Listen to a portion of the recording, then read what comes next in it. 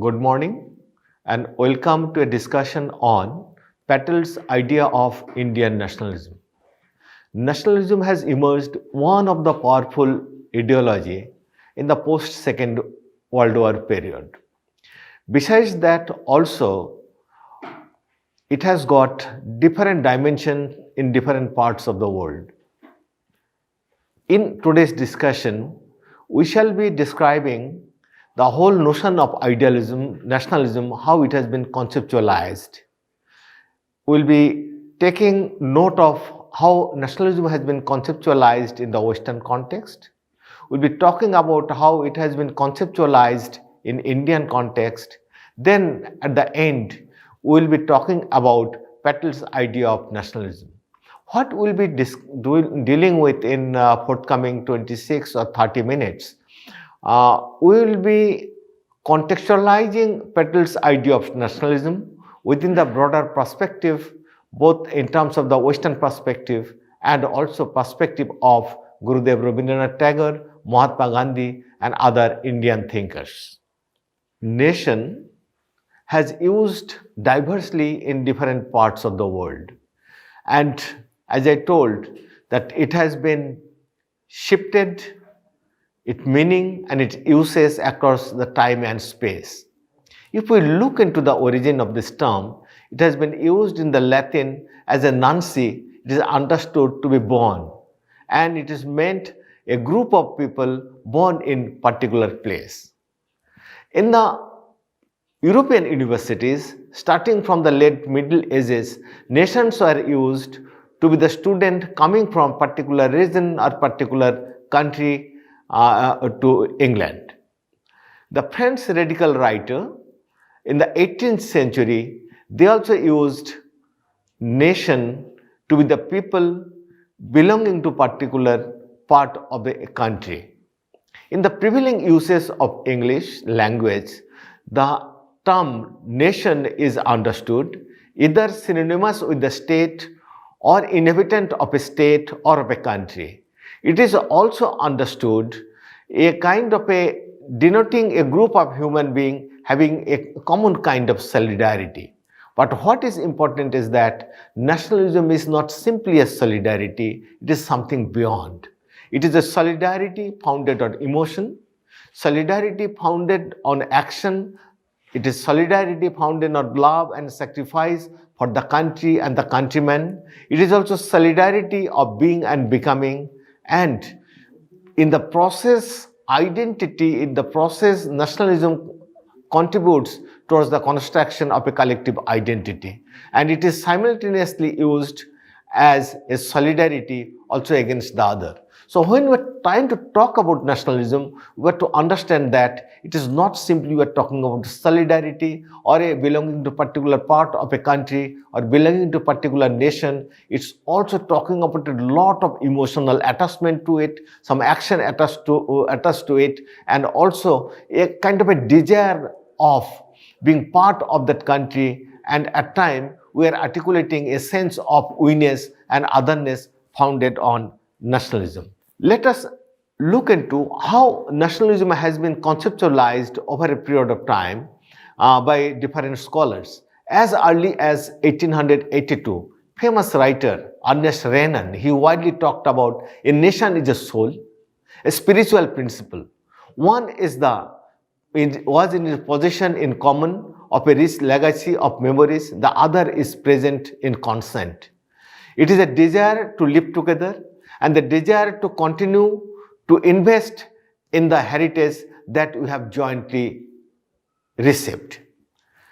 Most powerful definition of nationalism and nation has widely come from Anderson, Benedict Anderson. And Anderson widely described nation to be an imagined community. While he is talking about imagined community, he is talking about it is imagined because many members of that country, of that nation, will not be able to know throughout their life who are the other members of that nation. It is also imagined in that way, that is, every nation is limited within its sovereign territory. So it is beyond every nation there is another nation. But what he is talking about, When we're talking about the imagined community, that imagined community is formed in terms of certain emotion that inculcates a desire even to die for it, even to live for it, even at time it may so happen that is the willing to die even for the nation. So that kind of imagination is linked to the whole process of construction of nation and nationhood, the way we are talking about. Further, it has been conceptualized by other scholars like Gellner, Hobsbawm, and many others. Let us talk these two important scholars, the way they have talked about nation. Gellner, what they talked about, it's the process of achieving a higher culture over a lower culture. By higher culture, he means a kind of anonymity, a kind of impersonal society. It will coming to a kind of pre-existing folk society, local society. So what we find, by the arousal of nationalism, there is arrival of atomized individual, but simultaneously there is a culture, shared culture. That shared culture keep the people together. So it is a kind of bringing a higher kind of a cultural framework over a localized culture, that localized culture that was founded on folk tradition. And what we find, there has been a kind of folk tradition is always localized in terms of local language, local culture, local ethnicity, local food habits. But when we are talking about nationality, it talks about the sharing, talks about integration, talks about fellow feeling about the others. So those kind of a higher kind of a culture, a wider culture is coming to a localized culture. What Hobsbawm widely talked about, nationalism is developed not on one stage. It's a process. It's a process of inculcation. It's a process of development of a sense of being and becoming. What it is talking about, that is, nationalism is essentially imposed from the above. When it is coming imposed from the above, there is an arousal of national consciousness.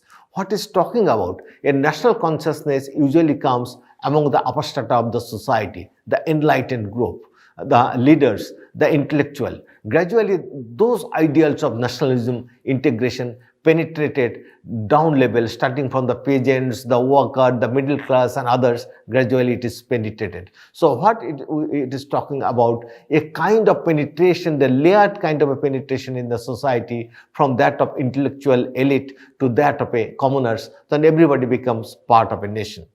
Western scholars have also widely talked about, as nationalism is a process of progression, varieties of nationalism is coming on the earth. Those are maybe sometimes cultural, sometimes civic, sometimes secular, sometimes culture oriented, sometimes liberal, illiberal. So varieties of nationalism is taking. So there is a kind of binaries in the construction of nationalism. That's why they have talked about progressive nationalism and reactionary nationalism. Western nationalism, Eastern nationalism, civic nationalism, cultural nationalism, liberal nationalism, illiberal nationalism. So what we find, by this kind of a description, many of the Western thinkers and the scholars, they tried to describe the supremacy of the Western form of nationalism over the nationalism that is growing and manifesting in other parts of the world. In Indian context, nationalism has been widely talked about by Mahatma Gandhi, Rabindranath Tagore, and other thinkers. It is wide that, as I told, when Anderson was talking about nationalism, Anderson was guided by a kind of a limited imagination. Limited imagination in that way, it is talking about a nation that is guided by geographical boundary, that is also guided by in terms of its own sovereignty. So nationalism can't be spread in terms of humanity because every nation is having a kind of a limit in itself. But Mahatma Gandhi was talking about nationalism and an ideology as a force for the liberation of humanity. So in his understanding of nationalism, we find there is the presence of a global phenomenon and universal struggle. So he defined nationalism as a part of universal struggle of humanity for justice and equality. He was against armed nationalism because it was the armed nationalism that was spreading hatred on the earth, also creating enemies out of old friends. So he was against armed nationalism and hatred against anybody in the name of nationalism. In his own word, what would be the nature of Indian nationalism? In his own word, my love, therefore, of nationalism, or my idea of nationalism, is that my country may become free, that if we need, the whole country may die, so that humanity as a race may survive. There is no room for race hatred here.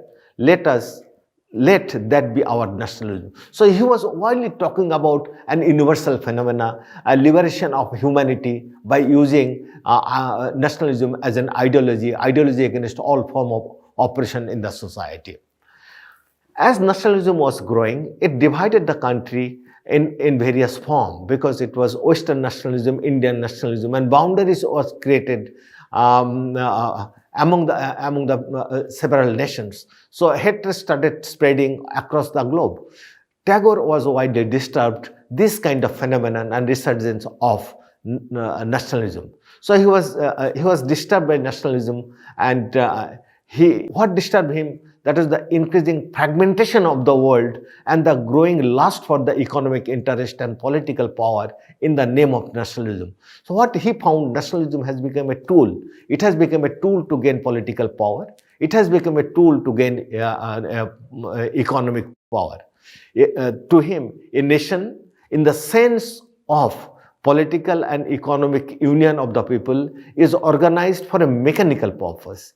It is an end in itself, and nationalism is the greatest evil of the nation. He also writes that nationalism is a curse on humanity, because it does not integrate. It rather divides.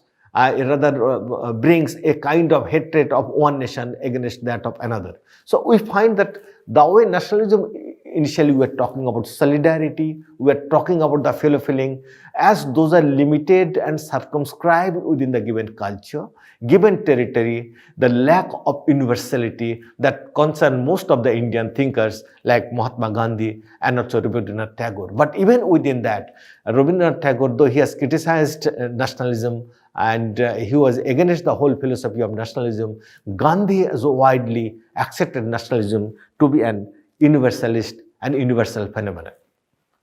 Nationalism in Indian context has been widely debated and discussed even by the thinkers, those who propagated for what we call cultural nationalism. There has also been talk of secular nationalism in India. Writers like Savarkar, a leader and philosopher like Savarkar, he has located the roots of Indian nationalism on the claim of inherited commonness in Indian society. He talked about that India is a place and there is so many commonalities in Indian societies. Those commonalities are reflected in terms of race. What are that? The racial community in terms of the Aryanness, land from that of the Himalayas to that of a sea. It is a history. That history is from the Vedic period till death. It's having a common language, that is the Sanskrit. It's also having the common others. So what it talks about, defining Indian language, nationalism in terms of certain inherited commonness. When you're talking about nationalism, we are also encountering various other kind of phenomenon that is widely described when you described nationalism. I say ethnicity is one. When you talk about ethnicity, we talk about an amount of inherited character and inherited collectivity founded on certain primordial and inherited elements. That may be the language, that may be the religion, that may be race, varieties of other things. But author usually make a distinction between the ethnicity and nationality. Ethnicity may provide the basis of nationality and amount of emotion that may lead to formation of a nationality, but nationality is having some other kind of a characters, because a nationality is linked to the formation of a state. So what we talk about in terms of a formation of nation state. So ethnicity may form the basis of a nation. When an ethnicity acquires the legitimate right to govern a particular state, it becomes a nationality. And it is through the emotion that integrate the an ethnic group and differentiate itself from that of other. So in Indian context, we find there is a kind of multi-ethnicity, multicultural, multilingual, and multi-religious group. So in that case, what it is talked about in Indian nationalism, it is a manifestation of a plural society, and here the nationalism is founded on a kind of a secular basis that integrate all varieties of the religion, language, and racial group in a common platform. So those kind of a variation in terms of language, religion, and ethnicity, when the whole ideology of nationalism came, it became a normalization project, a kind of integrating project of India in the name of Indian nationalism. At this point, the fundamental question is whether or not there should be a demarcation between the state and religion, whether the Indian nationalism should be founded on religious majoritarian state, or it should be founded on a religious pluralism, social pluralism, or a cultural pluralism. As I told, when we talk about ethnicity, we talk about a multi-ethnicity, multi-ethnic country. So the question has remained what kind of foundation the Indian state should have, and what kind of foundation Indian nationalism should have. Mahatma Gandhi, the founder, the father of Indian nation, he wrote very forcefully, the free nation, that is free India, will not be a Hindu Raj. It will be an Indian Raj, based on the majority, based not on the majority of any religion, sect, or community, but on the representative of the whole people without distinction between religion. They would be elected for their record on the service and merit. Religion is a personal matter. It have no place in politics. That is Mahatma Gandhi wrote in 1947. He further wrote, I do not expect India of my dream to develop one religion that is to be wholly a Hindu or a Christian or a Muslim, but I want it to be wholly tolerant, with its religious working side by side, one religion working side by side to that of another. The state has nothing to do with religion. The state should look after the secular welfare, and not my religion or not anybody's religion. That is everybody's religion. To him is everybody's personal affair. Gandhi advocated not for religious division in the society, but for the coexistence of multi-religious, multicultural entities in India. So what Mahatma Gandhi is widely talking about when we are talking about Indian nationalism, that nationalism is founded on multi-ethnicity, multiculture, multi-religious orientation. At this point, let us talk about how Patel, the Iron Man of India, he conceptualized his idea of nationalism and also operationalized his ideals of nationalism in Indian context. Patel's position on the question of nationalism and its definition and significance emerged from the same moral and ethical value system of that of Gokhale, Tilak, Mahatma Gandhi, and also Nehru. To him, nationalism was rooted in the anti-colonial movement against the British and defined by virtue of humanitarianism, secularism, democracy, peaceful coexistence, civil liberty for all, and social justice for all. He criticized the narrow exposition of the concept of nation and nationalism and placed citizenship above religion, ethnic, and caste identities. Patel further elaborated that India was a land of varieties of religion, cultural tradition, habits, and language, yet throughout the history, it had evolved a synthesis, a harmony, and oneness which had been the admiration of the world and the secret of its preservation.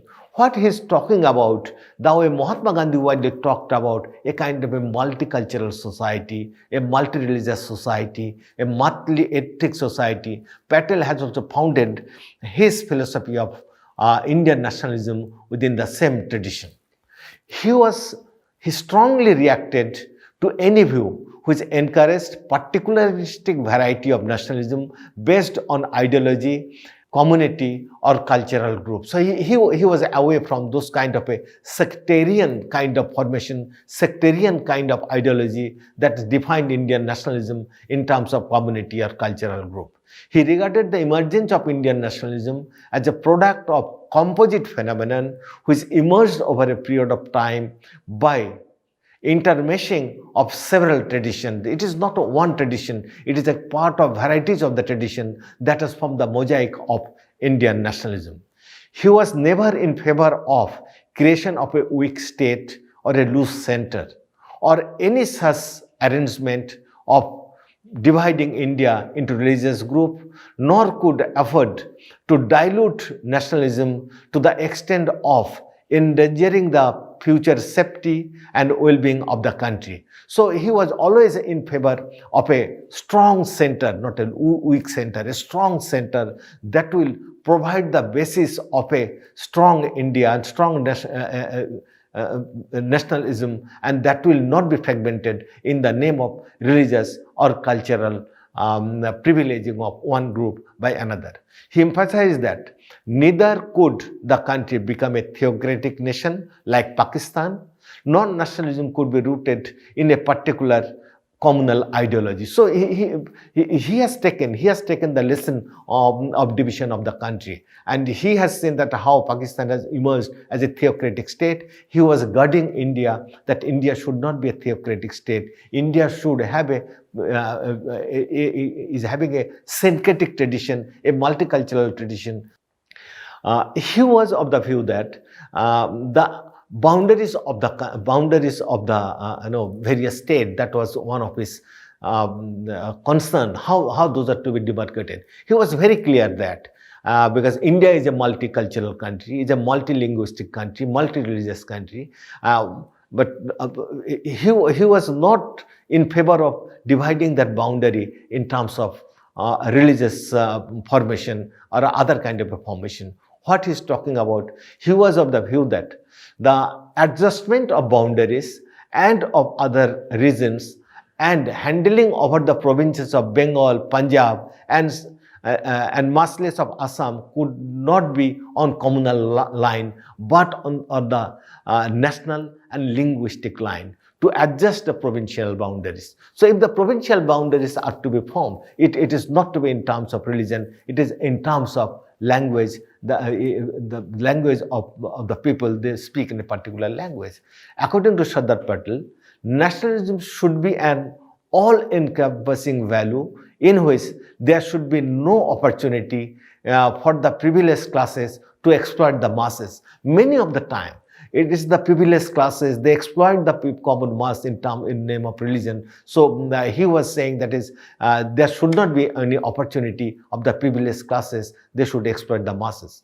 Patel's nationalism was founded on the concept of socio-economic and political vision of the movement, which would be realized by achieving a Swaraj or establishing a democratic, civil, liberal welfare state based on social, economic, and political equality for the other. So it is mostly he was speaking in the line of Mahatma Gandhi, that is, it is a Gram Swaraj, it is a Desh Swaraj. The Swaraj he was talking about, that will be founded, Swarajya he was talking about, that will be founded on the practice of democratic principle, civil liberty for everybody, and the vision of a welfare state with the social, economic, and political equality for the all.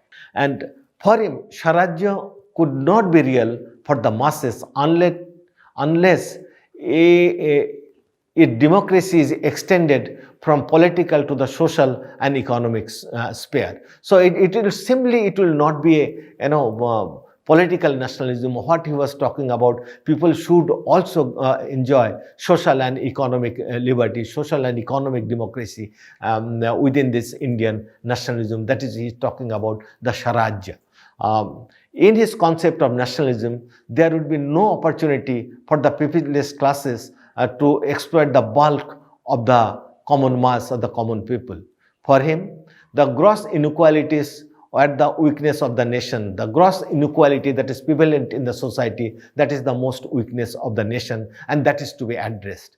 To him, the definition of nationalism be outlined, and it is the edifice on which free India to be built in. So equality is one of the concern. Exploitation of the common mass by the elite and the privileged class was another concern. Another concern was that sharing of democratic and the economic rights by most of the people. And for him, a free India will be built where there is no distinction of caste, creed and religion and the classes, resulting in the domination of one section by another. No community should think that its interest is different from that of other, because every community should feel in terms of a common identity, common interest, that is the national interest. So interest of caste, interest of religion, interest of language should not prevail over what is it is the national interest or Indian nationalism.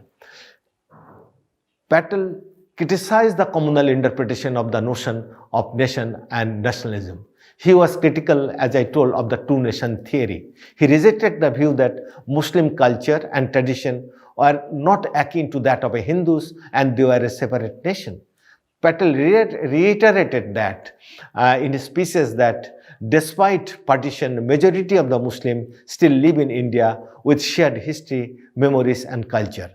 According to him, how could one obliterate the fact that since ages their ancestors had been buried in this land, and one might partition the land, but one can't partition the river, the forest and the memories and the history. So what he's talking about, a thing which we have inherited. We inherited the common history, we inherited the common nature, we inherited the common forest. So what is important that we should nurture along with the nurturing of our nationalism. Now, very categorically, we are to speak that Patel's vision of nationalism was enshrined in the Gandhian vision of a parliamentary Swarajya based on the Panchayati system. According to Patel, it would be a nationalism representing the sovereignty of the people based on pure moral authority, non-violence and satyagraha. The tool with which such system would be perpetuated were the concept of Panchayati Raj, the trusteeship, the charka, the village industries, the basic education, removal of untouchability, communal harmony, prohibition and organization of labor as Mazdur Mahajan. So what he is talking about, formation of a egalitarian society. On 2nd January 1949 in Delhi, he wrote, in free India, there would be no distinction between caste, creed or religion or classes, resulting in the domination of one section over the other. There may be rich or poor, there may be happy and unhappy, but there would be no difference of stature between one citizen to that of other. He was clear that Swarajya and the emergence of India as a modern nation would not mean removal of white Sahab replaced by the black Sahab, but it would mean an establishment of Mazdur Raj or a Raj of the farmers, reviving the spinning wheel and the village industries and preparation of khadi and khadi in every home to help the striving millions. His emphasis was on the will of the people. When he was talking about Indian nationalism, it was not simply a slogan or an ideology that can be implemented for the common man. He was speaking on the choice before what is the choice before the Congress leaders. Speaking on the choice before the Congress leaders between Gandhian vision and independent India and the Western notion of the state, he elucidated that in free India, there should be complete peace, freedom from crime and coercion of any kind. All of us should try to achieve that consummation, but undoubtedly we cannot reach to that goal overnight. The alternative is a firm government backed by a strong army, a strong navy, and a strong air force, and a strong police, but ultimately it is to be governed by the will of the people. So what he's talking about, ultimately the foundation of Indian nationalism should be the foundation of common man's will, where everybody will get a sense of equality and sense of fraternity and solidarity within the Indian nationalism. Thank you very much for being with this talk. Thank you.